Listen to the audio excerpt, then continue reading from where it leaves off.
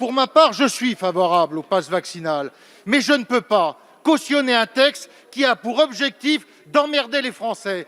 Alors, Monsieur le ministre, est-ce que, conformément à la volonté du Président de la République, vous vous présentez ce soir devant nous et vous présentez votre texte avec pour seul objectif d'emmerder les Français?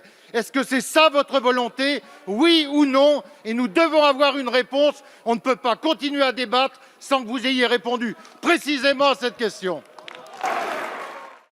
Nous demandons la présence du Premier ministre parce que les propos du Président de la République sont des propos indignes, des propos irresponsables, des propos méprisants et surtout des propos très prémédités. Voilà la réalité de la situation et voilà ce que nous ne pouvons accepter. Et on va se le dire franchement ici, des propos tellement prémédités qu'on est en train de débattre sur la situation sanitaire comme par hasard, des propos d'un cynisme puéril, des propos tout simplement qui visent à fracturer les Français, alors qu'un président il est là pour rassembler les Français. Voilà ce qu'est la réalité aujourd'hui de cette majorité en déliquescence.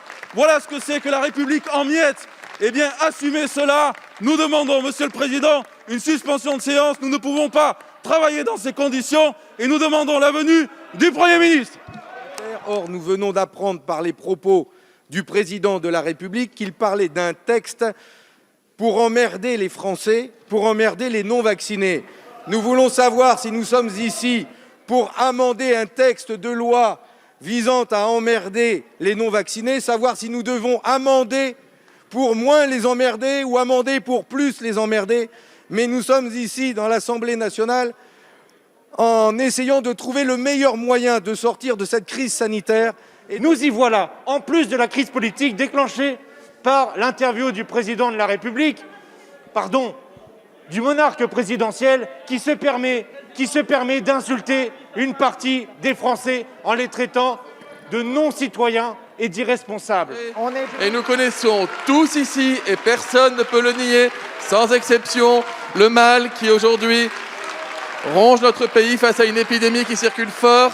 C'est une vaccination qui, bien qu'importante, reste encore insuffisante, avec des millions de nos compatriotes qui refusent toujours de se faire vacciner. Certains parce qu'ils sont éloignés de la vaccination, d'autres parce qu'ils ne se sentent pas concernés par la menace du virus, et d'autres encore parce que je l'ai dit moi-même, refusent l'idée de la science et de ce qu'elle peut apporter en termes de gains pour la santé des Français. Pardonnez-moi, je ne rentrerai pas dans des débats sémantiques, je vous renverrai volontiers, mesdames et messieurs les députés de la droite, à la formule du président Pompidou qui n'a choqué personne à l'époque et qui est une formule qui est même rentrée dans les mœurs des Français. Et si vous lisez en détail l'intervention du président de la République dans son interview aux Parisiens qui sort demain, vous verrez que l'intention est avant tout une intention de protection de la population.